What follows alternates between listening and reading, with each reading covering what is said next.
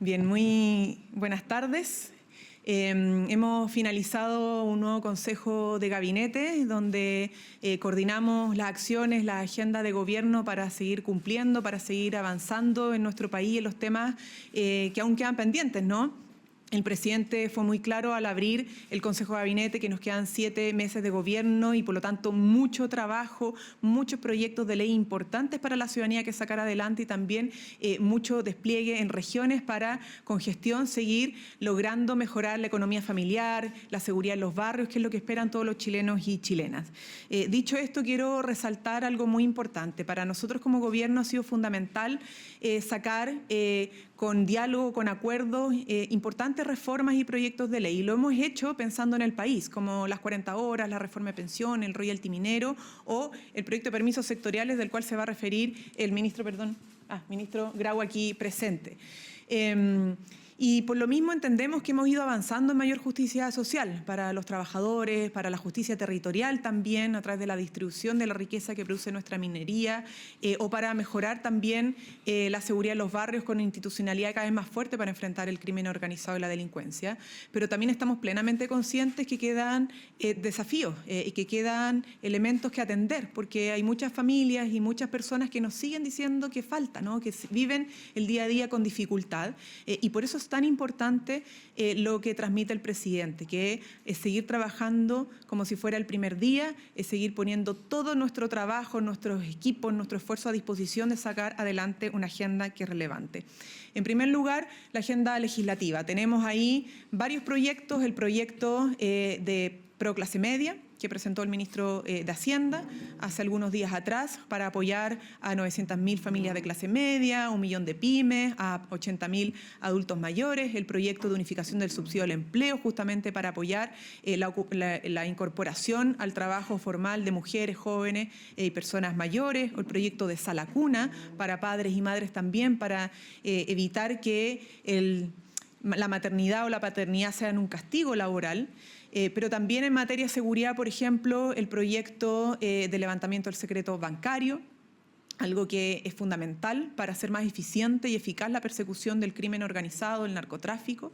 Y también tenemos otras medidas para apoyar a aquellos jóvenes que están estudiando o que ya estudiaron y cuya vida está todavía, o ven más bien muchas frustraciones en su día a día producto del endeudamiento. No estamos hablando del proyecto que pone fin al CAE para construir un nuevo sistema de financiamiento de la educación superior.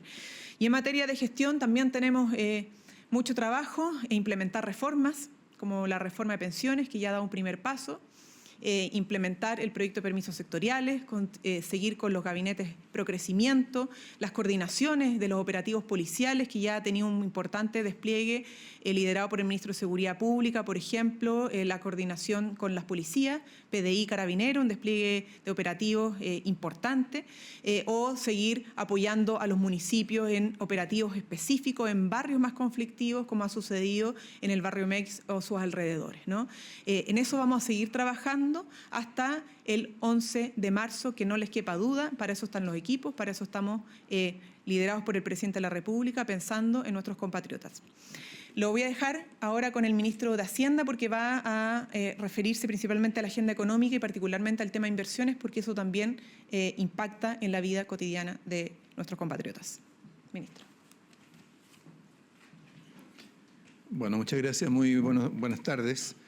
En el Consejo de Gabinete estuvimos comentando sobre las perspectivas para la economía en lo que resta del periodo de gobierno, particularmente cómo va a cerrar este año 2025, dentro de lo cual observamos que las cifras de actividad han ido evolucionando de manera positiva en las variaciones en 12 meses, particularmente respecto al IMASEC no minero.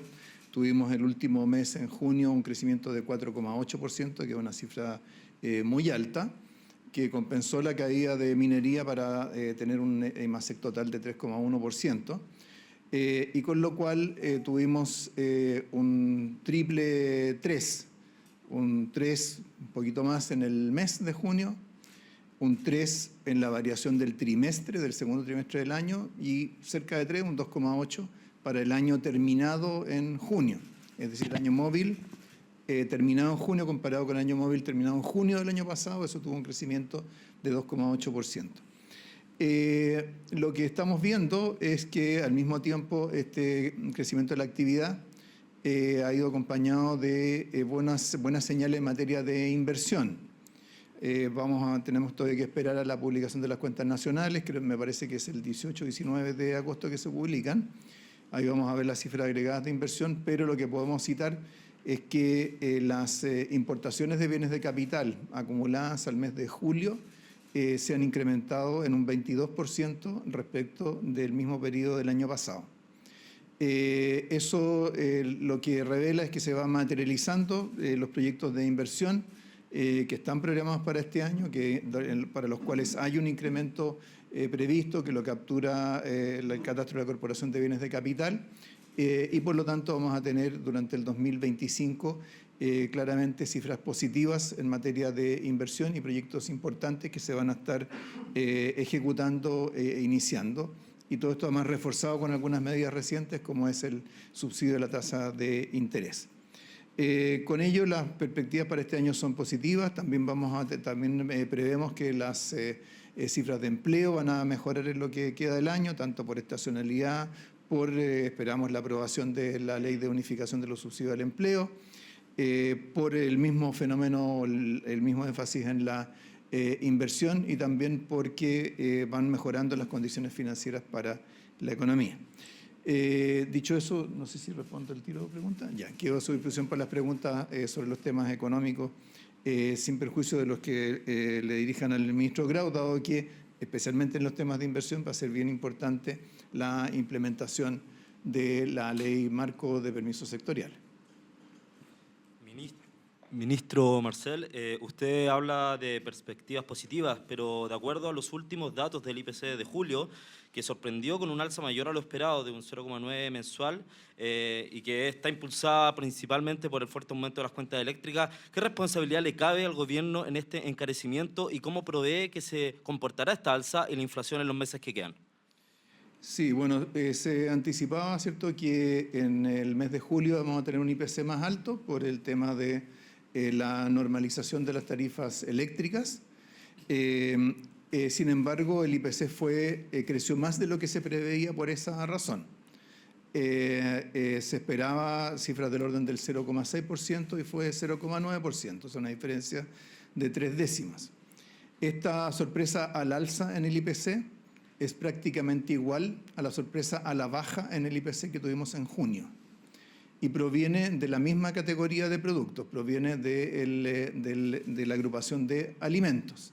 Es decir, lo que bajó más de lo previsto en junio, subió más de lo previsto en julio, y por lo tanto, ¿cierto?, cuando vemos la tendencia que tiene la inflación, esta no podemos derivar a partir de aquí un cambio en esa tendencia. Al contrario, pensando en estas proyecciones para los próximos meses, podemos anticipar que en octubre, por ejemplo, vamos a tener una baja de la inflación en 12 meses probablemente de medio punto porcentual, por el hecho de que las alzas de tarifas de octubre del año pasado se incorporan a la base, y vamos a tener otra baja de medio punto aproximadamente en enero del 2026 por la misma razón.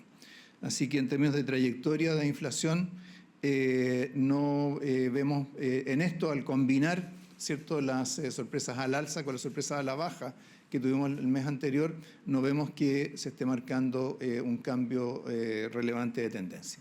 ¿No debería entonces afectar, ministro, el acumulado de 12 meses este IPC? Y lo otro, ¿va a afectar o cómo va a cambiar la situación de la inflación? ¿Va a mantenerse esta meta en torno al 4%? Bueno, siempre es el Banco Central el que hace las proyecciones de inflación, pero tomando en cuenta, ¿cierto?, esta contraposición de diferencias respecto de las expectativas, probablemente no cambie significativamente las proyecciones de aquí a fin de año o a comienzos del próximo año, particularmente al hecho de que a comienzos del 2026, probablemente enero, febrero, ya vamos a estar con una inflación bastante cercana al 3%, que es la meta del Banco Central. Ministro, y en esa línea, ¿cree usted que la UEF pasará efectivamente los 40.000 pesos en lo que resta del año y qué pronostica el gobierno sobre eso? Sí, no he hecho el cálculo específico de la UEF. La UEF, como sabemos, bajó el mes anterior, ahora le toca subir por el hecho de pasar de un IPC negativo a uno positivo. Pero digamos, estos valores absolutos son hitos que, bueno, cuando hay inflación, sea más rápido o más lenta, se van alcanzando ciertos hitos en el correr del tiempo. Pero acá lo relevante es que, en el fondo, en términos de sorpresas de inflación, tenemos efectos contrapuestos y, por lo tanto, la trayectoria que se podía prever probablemente no va a tener un cambio significativo. Ministro, buenas tardes. Respecto del balance sobre el sumario de licencias médicas, si nos puede realizar un resumen del comunicado dado a conocer hoy día por el Ministerio de Hacienda. Y también respecto de los datos, preguntarle si de los 1.668 personas, funcionarios que ya no se desempeñan en sus labores, ¿cuántos fueron desvinculados y cuántos renunciaron? Y también cuántos de ellos son casos que tienen méritos para ser enviados al Ministerio Público por un eventual delito. Sí, a ver, primero los datos centrales de este informe es que se reportan 10.961 funcionarios involucrados en casos de mal uso de licencia identificados por la Contraloría General de la República. Esto significa un aumento respecto de los 8.814 que se informó en el reporte anterior y que tiene que ver con las fiscalizaciones o las investigaciones adicionales que ha hecho la Contraloría, la más reciente, ¿cierto?, relacionada con el ingreso a casinos de juego. De estos 10.961, 9.293 continúan en servicio, mientras que 1.668, como usted señalaba, ya no se encuentran en sus servicios. De estos últimos, de estos 1.668, 880, aunque no siguen desempeñándose en el servicio, los sumarios siguen adelante.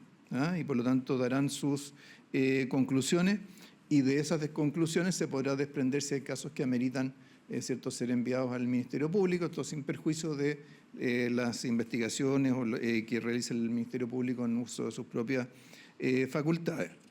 De manera que el proceso de los sumarios continúa. Nosotros hemos distribuido una circular para recordarle a los jefes de servicio que la decisión final respecto de las sanciones aplicables a los funcionarios les corresponde a ellos y ellas. Es decir, si hay un jefe de servicio que recibe un informe de un fiscal que propone un sobreseimiento, pero el jefe de servicio no le parece suficiente los antecedentes que están entregando, puede pedir que se investigue más. Es decir, no necesariamente tienen que tomar directamente lo que es la recomendación del fiscal si se dan situaciones como esa, y por lo tanto les pedimos que actúen con rigurosidad y que se aplique la misma lógica al primer grupo, ¿cierto?, de sumarios que a estos que se han ido agregando. Ahora, es importante recordar que aquí siempre estamos hablando de casos y de sumarios que son de la Administración Central. Distinto del caso de las municipalidades, que, como se ha visto en los informes, representan una proporción bastante significativa de tanto de los viajes al exterior como del ingreso a casinos de juego. Ministro, solo preguntarle si tiene el dato de esos 1.668, cuáles fueron desvinculados y cuántos renunciaron. No tengo esa desagregación. ¿Sí? ¿Listo? Ya.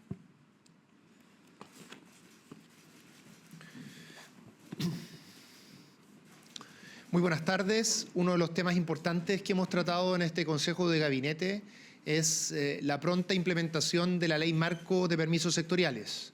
Como ustedes saben, esta ley sigue siendo revisada por el Tribunal Constitucional por su control preventivo, ya que afecta normas de orgánica constitucional, pero esperamos que en las próximas semanas pueda ser promulgada.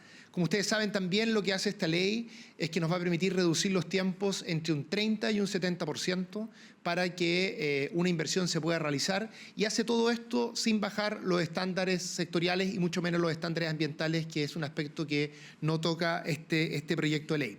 ¿Qué cosas conversamos específicamente en este gabinete centrándonos en la gestión y en la implementación? Por ejemplo, que tenemos que trabajar en los reglamentos que van a permitir crear las declaraciones juradas, que van a reemplazar ciertas autorizaciones en contextos de bajo riesgo. Esto nos va a permitir, para ser bien concreto, que en el caso, por ejemplo, de un jardín infantil, de la construcción de un jardín infantil, que es tan importante para nuestra política pública, para las labores tanto de paternidad como de maternidad, nos va a permitir reducir los tiempos en un 65%, el tiempo que demora las autorizaciones para un jardín infantil. Entonces, estas son cosas bien concretas. Desde el punto de vista de las pymes, además, una de las cosas que hace este proyecto de ley y que va a estar en implementación un mes después de que la ley sea promulgada, es que se va a eliminar la necesidad del informe sanitario en el contexto de las pymes comerciales. Esto significa que ahora cuando se abra una ferretería, cuando se abra un almacén, por ejemplo, ya no va a necesitar el informe sanitario para efectos de pedir la patente. Entonces, estos son cosas bien concretas que nos van a permitir reducir los tiempos tanto de las grandes inversiones y en mayor cuantía, en mayor relevancia, las inversiones más pequeñas que aun cuando tienen un monto pequeño en cada una de estas inversiones finalmente implican una gran cantidad de generación de empleo, porque recuerden que las pymes en nuestro país explican una parte muy relevante del total de los empleos. Así que con toda la energía del Ministerio de Economía para que en estos 7 meses que quedan de gobierno logremos implementar la gran mayoría de los aspectos fundamentales de este proyecto de ley y de esa manera aceleremos la inversión sin producir ningún problema ni ninguna reducción en materia de los riesgos sectoriales que son tan relevantes. Muchas gracias. Muy buenas tardes a todas y a todos. Un gran dolor que tiene nuestro país es precisamente las graves violaciones y vulneraciones a los derechos de los niños, niñas y adolescentes que se encuentran bajo la custodia del Estado, que se encontraban bajo la custodia del Estado y que en ese contexto fueron violados sus derechos más fundamentales.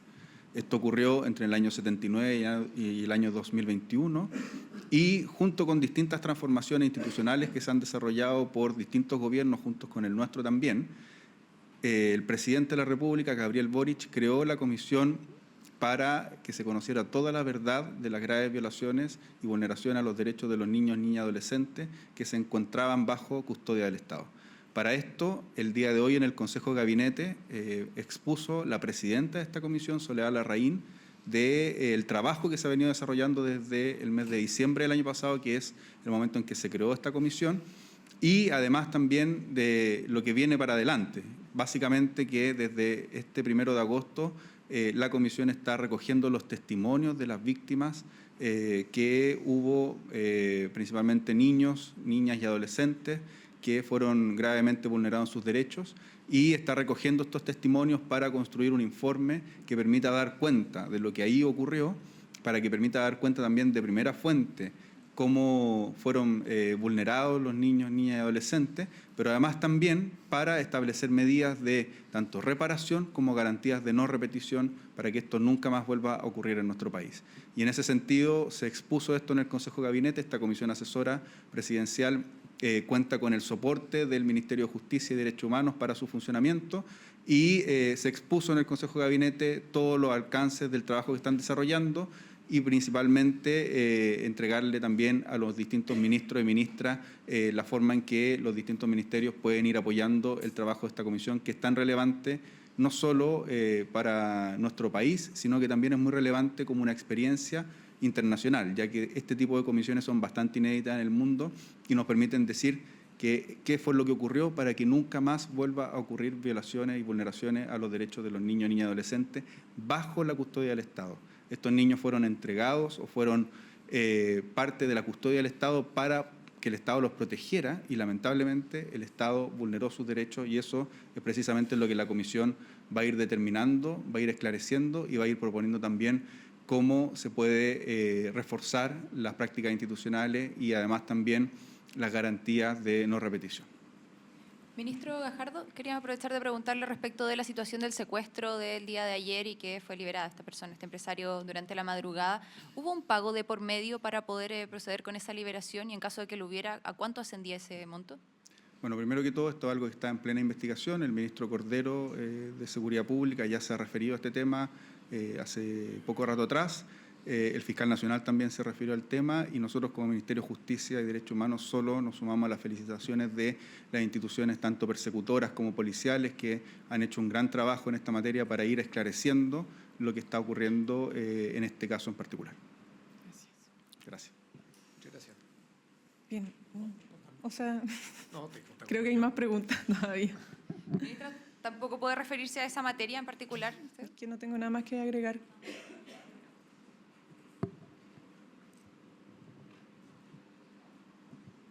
Buenas tardes. Pregunta para el ministro Grau. Es respecto a un informe de la CEPAL que reveló que la inversión extranjera directa en Chile reportó un retroceso de 31,9%.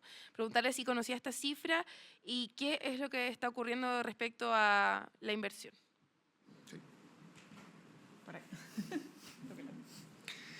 Bueno, si ustedes ven el informe que ha hecho la CEPAL, van a ver que el Chile es el país con inversión extranjera directa per cápita, es decir, dado el tamaño de su población, más grande de toda Sudamérica y de América Latina en general. Por lo tanto, creemos que más allá de las variaciones que han existido, que de hecho en general ocurrió un movimiento similar en otros países, nuestro país es un país líder en cuanto a inversión extranjera y eso a nuestro juicio es un reflejo muy claro de que existen condiciones favorables para invertir en nuestro país, condiciones que, tal como planteaba el ministro Marcel, también se van a reflejar con fuerza este año, donde vamos a tener un crecimiento muy importante de la inversión.